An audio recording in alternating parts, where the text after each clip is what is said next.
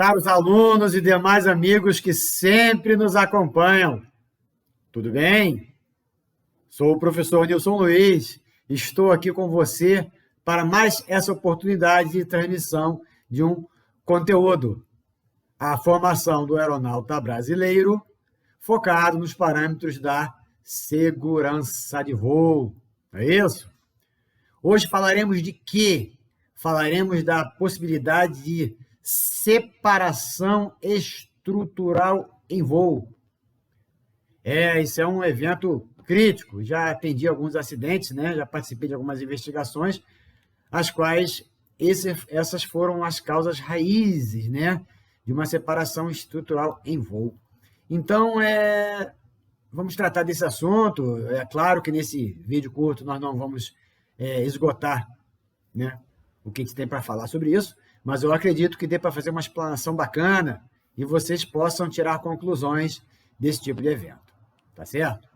Mas antes disso, eu preciso falar para você, se você ainda não fez sua inscrição no canal do professor Nilson Luiz no YouTube, que faça a sua inscrição, dê o like, acione lá o sininho e passe a receber as notificações do YouTube a cada vez que o professor Nilson Luiz insere mais um material para vocês. Tá certo? Então, o que vocês entendem por separação estrutural em voo, né? Separar um item, um membro estrutural do outro, né? E isso é algo catastrófico, porque a construção aeronáutica ela é projetada para aquelas transmissões de cargas serem de maneira adequada, né? As cargas elas atuam inicialmente aonde? Inicialmente nos revestimentos, depois nas nervuras e falsas nervuras, depois nas longarinas e vigas, não é isso? Eu ainda não fiz um vídeo falando sobre cargas porque eu estou trabalhando em cima das demandas que eu tenho recebido, tá certo? Então, eu tenho recebido algumas demandas, estou trabalhando para responder a cada uma delas, né? Mas ninguém me pediu ainda para falar sobre cargas, tá certo? Então, eu vou aguardar vocês pedirem, né? Vocês acharem adequado, vocês acharem interessante a gente tratar sobre as cargas da aeronave. Agora, no vídeo de hoje, separação estrutural em voo, eu vou precisar citar alguns pontos sobre cargas, tá certo? Mas o que eu precisar, a ferramenta que eu precisar utilizar aqui, eu vou pensar aí da teoria de cargas, tudo bem? Então, primeiro eu preciso falar de cargas dinâmicas, tá certo, né? Cargas dinâmicas. Dinâmica tem a ver com movimento, não é isso? Então, você entende que as cargas dinâmicas são as cargas que são representadas por forças que uma aeronave é submetida durante o voo, não é isso? Devido a manobras, turbulências, etc. Até paradinho na pista, lá no pátio, a aeronave está sujeita a cargas, né? Você tem lá as asas, né? Existe a força-peso que tende a baixar as asas, separar as asas da aeronave. Isso não acontece, é claro, isso não acontece porque o projeto de engenharia desse avião ele foi preparado para que aquelas asas permaneçam conectadas à fuselagem de maneira segura, né? Você tem lá os anteparos, você tem lá todas as condições de fixação de parafusos, pinos, rebites, enfim, né? A engenharia já preveu qual era a resistência às cargas que aquela asa, que a fixação daquelas asas precisariam ter. Então, o avião na pista, a asa não vai cair. É claro que existe a tendência do peso puxar essa asa para baixo, mas a resistência a esse tipo de carga é maior do que a ação da força-peso, tá certo? Nesse caso da aeronave parada, a gente estava falando de cargas o quê? Estáticas, mas no nosso vídeo de hoje, a gente vai tratar das cargas em voo. Então, são as cargas o quê? As cargas dinâmicas, tá claro? Então, eu preciso explicar para você, né, de maneira rápida aqui, que os projetos aeronáuticos eles não são imutáveis, né? Você tem dois tipos de evolução para você perceber. Primeiro são as de projeto para projeto, né? Se você olhar o primeiro Bandeirante que a Embraer fabricou e o último, você vai notar que são aviões bem diferentes, né? Grandes evoluções. A primeira coisa que você vai ver no primeiro Bandeirante lá no antigão é que as janelas quase não eram arredondadas, né? e os cantos quase vivos geravam acúmulo de cargas, e isso com o tempo gerou trincas, que precisou fazer fundo de alívio, um monte de processos para aquelas trincas não se desenvolverem mais. Quando o tempo foi passando, né? E as janelas foram ficando cada vez mais arredondadas, né? Hoje você vê, com certeza, todos os aviões têm janelas de cantos arredondados, exatamente para a distribuição das cargas, não para o acúmulo. Uma ponta, um corte pontudo na estrutura da aeronave vai gerar acúmulo de cargas, que vai gerar tensões, que vai gerar trincas, né? Isso tudo é assunto de carga, tá certo, meu amigo? Não é assunto de separação estrutural em voo ainda. Tá claro? Então, primeiro você entende a evolução a cada projeto, né? E depois você vê evoluções dentro do próprio projeto. Eu já sugeri aqui em um outro vídeo, vou sugerir de novo, né? Que vocês pesquisem sobre o acidente do voo JAL 123, Japan Airlines 123, né? Não vou adiantar nada, também sobre o acidente, tá? Também, de acordo com os comentários que eu recebi aqui, se vocês quiserem, eu posso também fazer um vídeo específico sobre esse acidente. Não é o caso, né? Mas eu posso adiantar que, após a investigação desse acidente catastrófico com esse 747, né? A Boeing alterou a disposição, sobretudo de alguns sistemas e, sobretudo, sistemas hidráulicos que estavam localizados na cauda da aeronave. Tá claro? Depois que você ler alguma coisa sobre o acidente JAL 123, você vai ligar ao que eu estou falando, tá bom? Então, o sistema hidráulico da aeronave 747, ele foi modificado após o acidente do voo JAL 123, tá certo? Na medida que vocês forem interagindo comigo, a gente fala mais sobre esse acidente, tá certo? Então, voltando lá para a questão das cargas dinâmicas, né? Agora eu vou pensar uma partezinha lá de aerodinâmica. A gente já conversou um pouquinho sobre aerodinâmica. Não fiz um vídeo específico ainda sobre aquelas noções iniciais de aerodinâmica. Eu também fico aí aguardando o momento que vocês entendam como necessário, né? Mas aqui eu vou citar aqui que as cargas aerodinâmicas, elas são acopladas, né? São trabalhadas, né? Elas atuam no avião direcionadas através dos eixos da aeronave. Quais são os eixos da aeronave, né? Você tem o eixo longitudinal, que vai do nariz à cauda, imagina que aqui é o avião, tá? Que vai do nariz à cauda, então o eixo longitudinal. Você tem o eixo lateral ou transversal, que vai de ponta da asa à ponta da asa, o eixo que pega a envergadura da aeronave, tá? De ponta da asa à ponta da asa. E você tem o eixo vertical, aquele que corta a partir do topo, né? Que corta a partir do topo, que passa pelo centro de gravidade. Então, você tem os eixos longitudinal, transversal, lateral e vertical, tá certo? Então, as cargas dinâmicas também vão atuar nesse sentido, tá? Longitudinal, lateral ou transversal ou vertical, tá bom? Então, de acordo com os eixos da aeronave, as cargas podem ser longitudinais, transversais ou verticais. Tá claro, né? Então, aqui nesse vídeo, separação estrutural em voo, nós vamos tratar das cargas verticais, ou seja, das cargas que estão paralelas, né, ao eixo vertical, que é aquele eixo que corta a aeronave passando pelo centro de gravidade, também. Essas cargas verticais, elas impactam de maneira significativa em possíveis eventos de separação estrutural em voo. Por isso que a gente vai falar mais delas. Tá claro?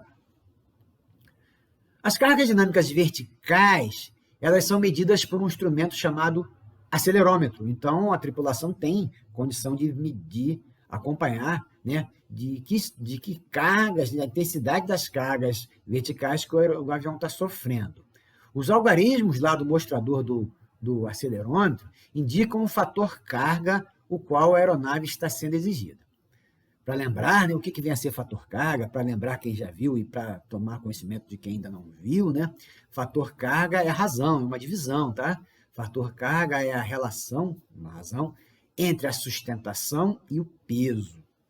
Voltando lá para as noções iniciais de aerodinâmica, quais são as 4 forças básicas lá para o voo, né? você tem a sustentação e o peso, e você tem a tração e o arrasto. A sustentação, ela busca sempre anular o peso. A tração, que é emitida, que é criada pelo grupo motopropulsor, né? Ela precisa ultrapassar o valor do arrasto para o avião se deslocar. Contudo, o arrasto está sempre fazendo uma força contrária à força impressa, né? Imposta, né? Pela tração ou empuxo, não é isso? E só lembrando, né? Quanto mais você aumenta a sustentação, mais você aumenta o arrasto, são relações diretamente proporcionais, tá claro? Né? Então, o fator carga é uma razão entre a sustentação e o peso da aeronave, tá claro? Qualquer dúvida, volta e assiste novamente, tá certo? Então, as aeronaves são projetadas para suportar cargas 1,5 vezes maiores que as que efetivamente vão suportar. Isso aí são coisas que são exigidas para efeito de certificação. Tá claro? Já falamos da certificação, né? No vídeo, a gente fala de quê? A gente fala do ciclo do acidente, o ciclo do acidente aeronáutico. Se você não assistiu o vídeo, o ciclo do acidente aeronáutico, convido você a entender como surge um avião, como surge um acidente, né? Como que ele começa a maturar até efetivamente ser consumado, né? Então, as aeronaves são projetadas para suportar cargas 1,5 vezes maiores do que as que vão suportar na prática. Já para aviões grandes, esse valor chega a 2,5 vezes. E o fabricante, para efeito de certificação, né, o fabricante deve garantir que a aeronave suporta 3,75 vezes as cargas, o valor de cargas que ele efetivamente vai sofrer. Notem como é exigido, né, para um projeto aeronáutico ser certificado. Tá claro, meus alunos? Tranquilo? Então, as aeronaves que venham a exceder as velocidades máximas previstas, elas podem ser submetidas a flutter. Flutter é um outro efeito lá da aerodinâmica, lá que eu também vou precisar dar uma pinçada aqui, né? E o flutter pode gerar uma falha estrutural, né? E o que é flutter, afinal de contas, né? É uma vibração muito alimentada, né? Muito alimentada por si própria, ela é autoalimentada, né? É uma vibração autoalimentada e potencialmente destrutiva quando se trata de conservação da estrutura do avião, onde as forças aerodinâmicas se acoplam de uma maneira tal que as vibrações naturais da estrutura do avião vão aumentando esse efeito, né? E isso pode ocorrer em movimentos periódicos e gerar uma falha estrutural inicial. E essa falha estrutural inicial, de vibração, pode lá na frente gerar uma separação estrutural, tá certo? Em um voo reto e nivelado, o fator carga é igual a 1, tá? Em voo reto e nivelado, o fator carga, o que é o fator carga? Né? É a razão entre a sustentação e o peso, não é isso? Em um voo reto e nivelado, o fator carga é igual a 1. Em uma quebrada, o fator carga torna-se menor que 1 e pode chegar a 0 em uma descida parabólica. É claro? Essa situação da descida parabólica, ela é correspondente a uma queda livre no ar. Então, notem a vocês que de 1, né, em voo reto nivelado, ele torna-se menor que 1 em uma quebrada, né? E durante uma descida parabólica ele pode chegar a 0, claro. O fator carga, ele poderá atingir valores até negativos em uma picada mais intensa, tá claro? Então a estrutura da aeronave tem que estar preparada para isso. Por isso que a tripulação tem que ter um treinamento adequado para saber os limites operacionais, né, daquele avião que ele está colocando para voar, não é isso? Então, a gente falou aqui de flutter, falou aqui de separação estrutural, a gente ainda não definiu, né? Vamos começar a definir agora. Mas, para definir a separação estrutural, primeiro eu preciso definir para você o que vem a ser falha estrutural. Quando eu falo falha estrutural, você entende que é uma falha da estrutura, né? Mas até que ponto você entende que a estrutura do avião é algo importante, né? Tudo que existe no avião está ligado direta ou indiretamente na estrutura da aeronave. Isso já me pediram, né, para explicar a diferença de estrutura primária e estrutura secundária. Ainda não vou explicar hoje, porque é um vídeo bacana que eu estou montando aí, né? Estou montando um roteiro para falar para vocês, né? Mas de cara eu falo que estrutura primária são as partes da estrutura mais importantes, tá certo?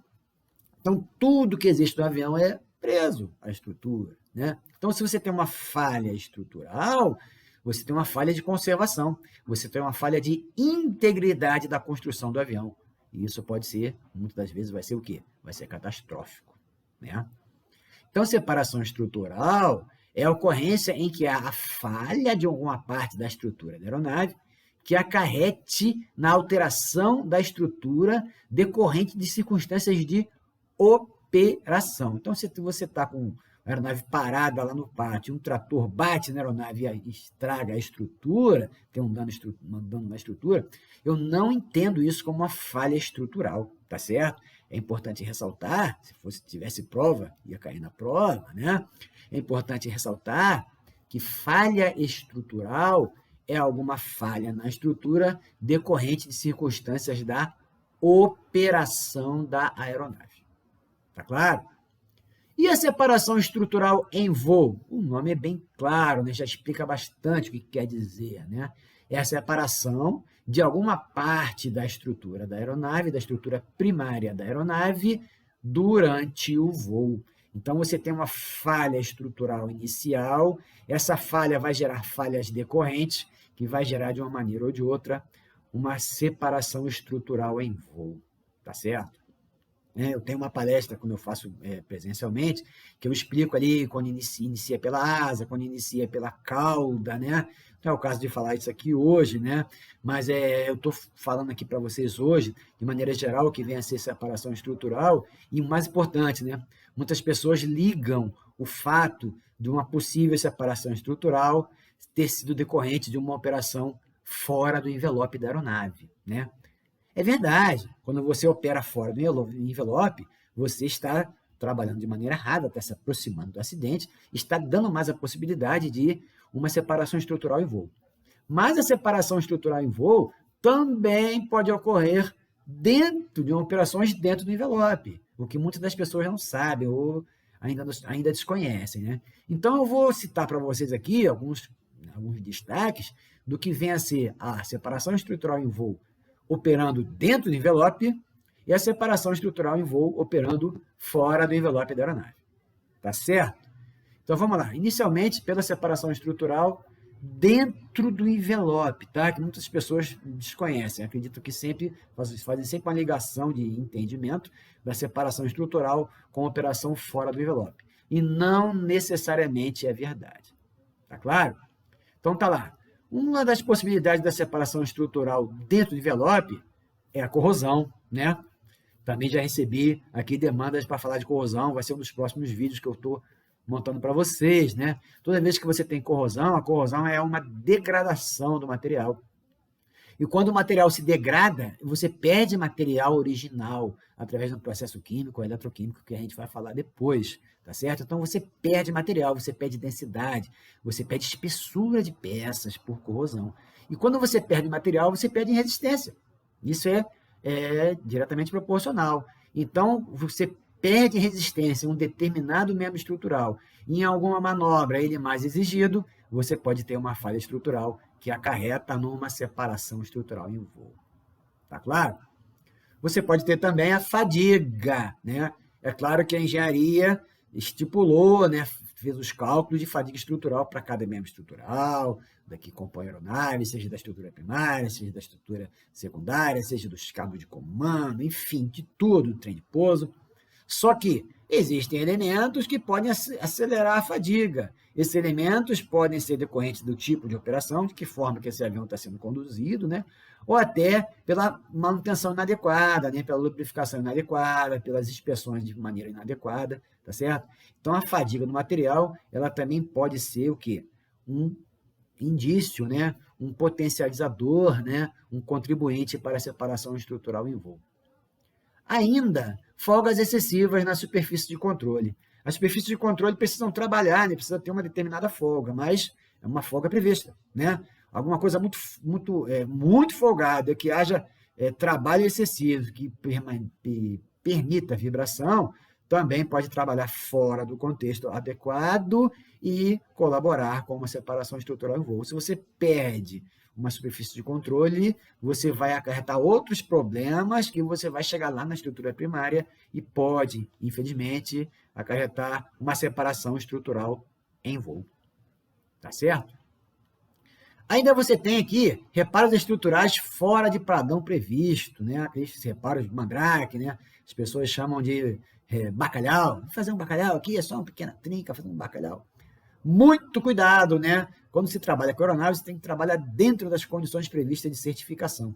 Se você precisa fazer um reparo estrutural, você precisa ter uma avaliação de engenharia, um projeto de reparo e uma execução do reparo por pessoas qualificadas, né? Alguém que tenha o quê? Um CHT de célula, um camarada especializado em estrutura para fazer um reparo na aeronave e não fazer um remendo de qualquer maneira. Tá claro? Então, reparos estruturais de maneiras inadequadas, também podem ser contribuintes de separação estrutural em voo, operando dentro do envelope. Tá certo? Aí eu cito para vocês também modificações estruturais, você chegar lá e modificar, é bel prazer, né?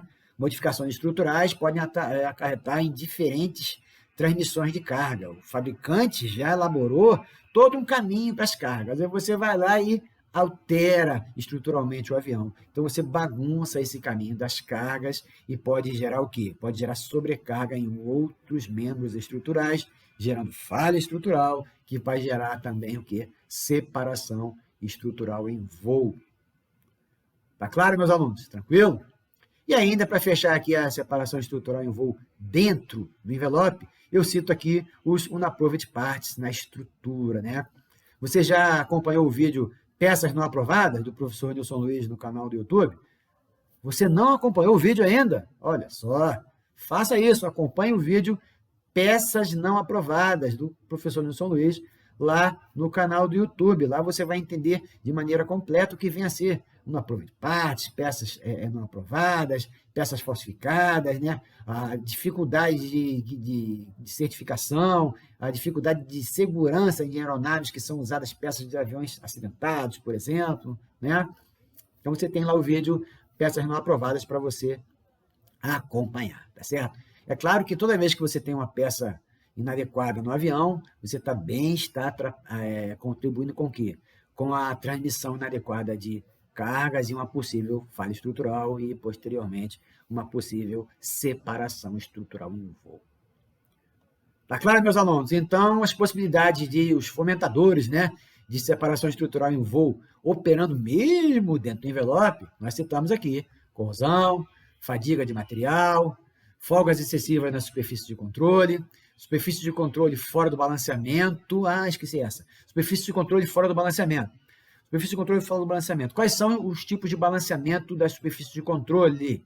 Nós temos o balanceamento estático e o balanceamento dinâmico. Como é que é o balanceamento estático? Você pega, por exemplo, um aileron, né? Um aileron e coloca numa bancada de verificação. Você coloca lá e vai trabalhar como se fosse uma gangorra, ele tem que estar equilibrado. Caso ele tenda para um lado ou para o outro, você abre a estrutura e coloca pesos, você instala pesos, pequenos pesos de chumbo, para equilibrar ali o aileron, no caso aqui nós estamos citando um aileron, né? Então, esse é o balanceamento o quê? O balanceamento estático dele na bancada. E ainda tem a questão do balanceamento dinâmico, né? Que ele, depois de instalado a aeronave, vamos continuar no exemplo do aileron. O que um aileron desce numa asa tem que ser exatamente o que um outro aileron sobe na outra asa, tá claro? Então, o que um desce exatamente tem que ser o que o outro sobe. Então, esse trabalho de equivalência é o balanceamento dinâmico, tá claro? Foi bom passar aqui e passar batido pelo balanceamento, né?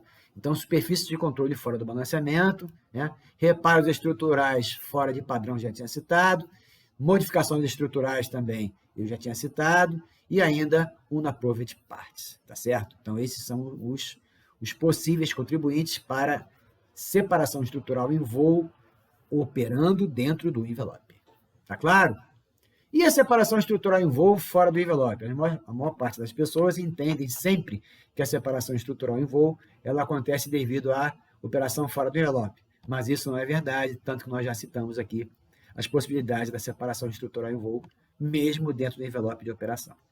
né? Então, vamos começar aqui os contribuintes para quando a gente trabalha fora do envelope, né? Você tem mergulhos em alta velocidade, né? Muitas das vezes, a tripulação exige da aeronave condições de performance que a aeronave das quais ela não foi projetada, né? Então, você faz um mergulho muito acentuado, um tipo de aeronave que não foi feita para isso. Infelizmente, eu já atendi alguns acidentes nesse sentido, né? Onde a aeronave ou se separou estruturalmente, né? Ou então não teve a capacidade, após um mergulho intenso, não teve capacidade estrutural de recuperar o mergulho, entrou em stall, e várias são as situações, né? A partir desse mergulho inadequado. E muitas das vezes o quê? Desnecessário, não é isso? Então, mergulhos em alta velocidade, né? Eles são contribuintes de separação estrutural em voo fora do envelope, né? Manobras acrobáticas são outro contribuinte, né? O que é aviação acrobática, meus amigos? A aviação acrobática, ela é uma aviação que tem que ser executada por aviões projetados para isso, né? E por pilotos treinados para isso. Então, se você não é um piloto treinado para acrobacia, e se você não está operando uma aeronave planejada, projetada para fazer acrobacias, e se você for fazer acrobacia, você está trabalhando fora do envelope. Não é isso? Então, se você trabalha fora do envelope, você está se aproximando do acidente, você está quase sendo ali um amigo próximo da separação estrutural em voo. E, infelizmente, eu também já atendi alguns acidentes onde as acrobacias vieram gerar separações estruturais em voo, né? E todos os acidentes que eu atendi com essa causa raiz aconteceram porque exatamente eram acrobacias executadas por aviões que não eram projetados para fazer acrobacia. Enfim, tá claro? Aí você tem também a desorientação espacial, que é importante, né? A desorientação espacial é comum em voos visuais, já em condições IMC, né? O camarada está operando em regras visuais, ingressa em condições IMC e continua o voo, em vez de voltar, em vez de contornar aquela formação. Enfim, né? O camarada conta com a sorte, não, vai dar certo, né? Estou guardado, enfim, né?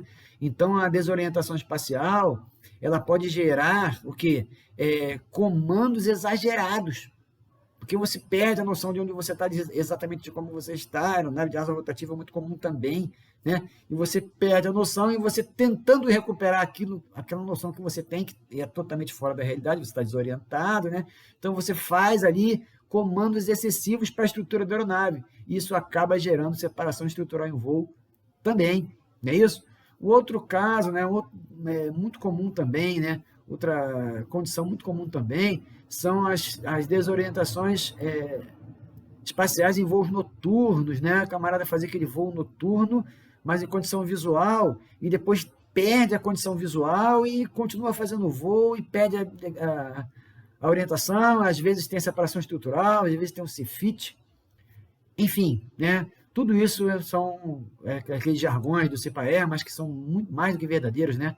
Todo acidente ele pode ser evitado, né? A gente pode evitar, a gente deve evitar todas essas situações, tá certo? Né? Eu tive até a oportunidade de participar de comissões de investigação de acidentes, onde houve CFITs, por exemplo, né? De aeronaves, não vou aqui dizer não modelo, mas aeronave de asa rotativa, né? Executiva, onde o voo single pilot o avião era certificado por single pilot, né?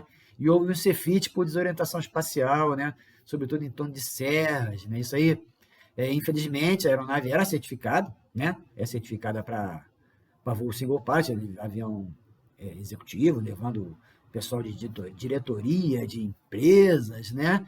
E o piloto com excessiva carga de trabalho na cabine, aquele voo noturno que o patrão precisa chegar em tal lugar, em tal hora, né?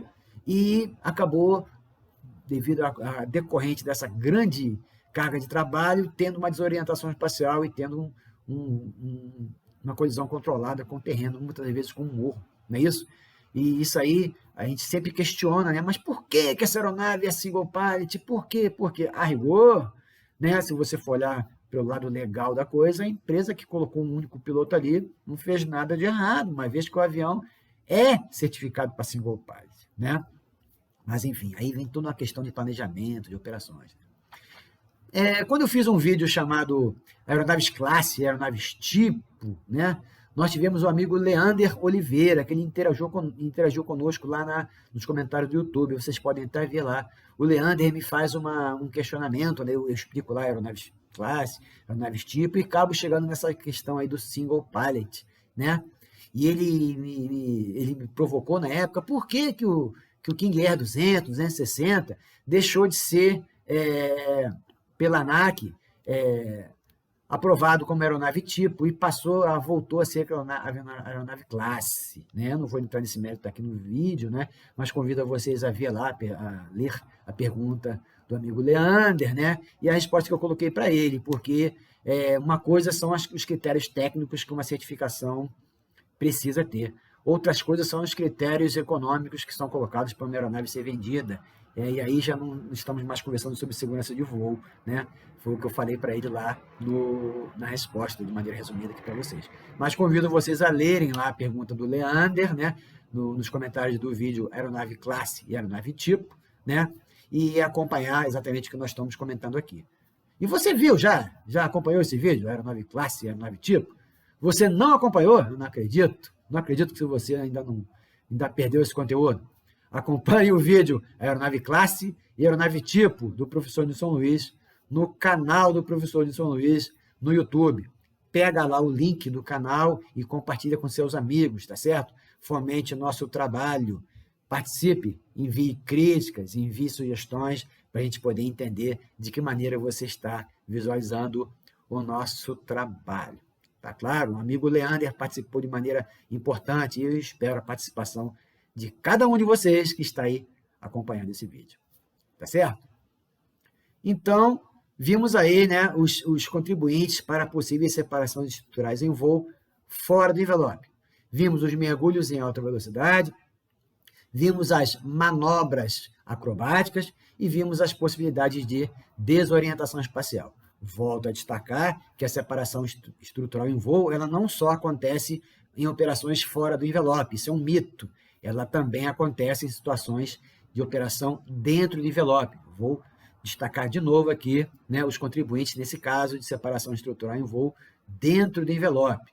Corrosão, fadiga do material, né, folgas excessivas nas superfícies de controle fora do balanceamento, seja estático, seja dinâmico, reparos estruturais fora do padrão previsto, modificações estruturais e ainda um approach parts na estrutura. Tá certo, meus amigos? Tudo bem? Qualquer dúvida, dá uma paradinha e assiste de novo. Entre em contato conosco, digita aí nos comentários o que você quer falar, né, do que você achou bacana, do que achou que ficou faltando nesse vídeo. Tá certo? Antes, para fechar aqui, nós vamos falar de fadiga, tá bom? Fadiga é um processo de dano e falha devido a carregamentos cíclicos de um componente. A questão de carregamentos cíclicos eu não falei ainda, isso tem a ver com estrutura dos metais, que é algo que eu tenho vontade de falar com vocês, mas eu ainda nos comentários aqui ainda não recebi nenhuma demanda. Então, está guardadinha aqui essa possibilidade de falar de estrutura dos metais, mas por hora não vou falar. Vou esperar algum de vocês aqui me provocar nesse sentido, né? Mas aqui nesse vídeo eu vou explicar para vocês aqui rapidamente que carregamentos cíclicos são cargas repetitivas, tá? São cargas que cada vez que acontece de forma repetida, ela vai acumulando um desgaste estrutural, uma aproximação da fadiga, né? Então a fadiga é esse processo de dano decorrente de carregamentos cíclicos, carregamentos o quê? Repetitivos, tá claro? As forças envolvidas em um dano por fadiga podem ser bem inferiores aos valores de carga normais previstos para o item. Como eu já citei anteriormente, né, a engenharia prevê os limites de fadiga de cada membro estrutural e da aeronave como um todo, né? Por isso o número de ciclos já é definido. Só que durante a operação a gente não sabe exatamente se o operador vai levar à risca todas as condições previstas em manual, sobretudo de limpeza, de lubrificação, de ensaios não destrutivos, a gente não sabe, né? Caso alguma coisa, alguma dessas orientações do fabricante não seja cumprida à risca, é possível que esse processo de fadiga seja acelerado, né? E você tenha danos por fadiga. Tá claro? As falhas por fadiga normalmente são associadas a elevadas horas de voo acumuladas. É pouco provável que uma aeronave com poucas horas de voo tenha, a gente consiga identificar processo de fadiga, a não ser que tenha algum dano, né, intrínseco, algum processo de fabricação inadequado, um tratamento térmico que não tenha sido feito de maneira efetiva e tenha vindo aqui a diminuir a resistência do material. Tratamento térmico. Quando eu falo tratamento térmico, você lembra? Você assistiu o vídeo Tratamento Térmico de Metais do professor Nilson Luiz no canal do YouTube? Você não assistiu, eu não acredito. Assista o vídeo Tratamento de Metais, né? Tratamento Térmico de Metais no canal do professor Nilson Luiz e espalhe o link para seus amigos, né? Esse vídeo tratando de tratamento térmico é muito bacana. Ele fala que conforme você esfria e resfria um metal sem mudar a condição sólida dele, você muda as características de resistência. Não vou explicar mais aqui, que você tem que assistir o outro vídeo. Beleza? Tranquilo? Então, as falhas por fadiga normalmente são associadas a elevadas horas de voo acumuladas e os danos por fadiga podem ser considerados por, anota aí, né? Aspectos relacionados ao projeto, é isso aí, né? Como eu falei para você, o projeto não é imutável. A engenharia depois pode ter percebido outra necessidade de resistência, né? Aspectos relacionados aos processos de fabricação. Acabei de falar aqui, né? Um dano interno no metal que foi fabricada aquela peça, né? Pode gerar um acúmulo de cargas ali, e uma fadiga, e uma trinca, enfim, né? Manutenção deficiente também e carregamento além dos limites. O carregamento além dos limites tem a ver com o tipo de operação, né? Será que você está trabalhando o tempo todo dentro do envelope? Isso é uma pergunta que toda tripulação tem que fazer para si própria. É isso? Aí, para tratar de fadiga, eu vou aqui citar, não vou explicar ainda hoje, vou citar aqui, né, o voo da Aloha Airlines, que aconteceu em 28 de abril de 1988, né, de um 737. Não vou também adiantar nada. Vai lá e procura acidente de Aloha na internet, que você vai achar fácil, né? Esse 747 que teve uma corrosão acelerada por fadiga. Já falei até demais, tá bom? Vê lá, acompanha e depois interage comigo o que você achou da relação do que eu estou falando com esse acidente aí da Aloha Airlines. Tá certo? Desculpa por me alongar, hoje o vídeo foi um pouco mais alongado, mas você sabe que pode provocar o professor Nilson Luiz com diversos assuntos, né? No Facebook, no LinkedIn, no Instagram, no Getter e também no TikTok, não é isso? Nós estamos nessas redes sociais. E tudo isso além dos comentários aí no campo de comentários aí no canal do YouTube. Tá claro? Fique com Deus, meus amigos. Bons estudos, fique com Deus e continue contando comigo. Até logo!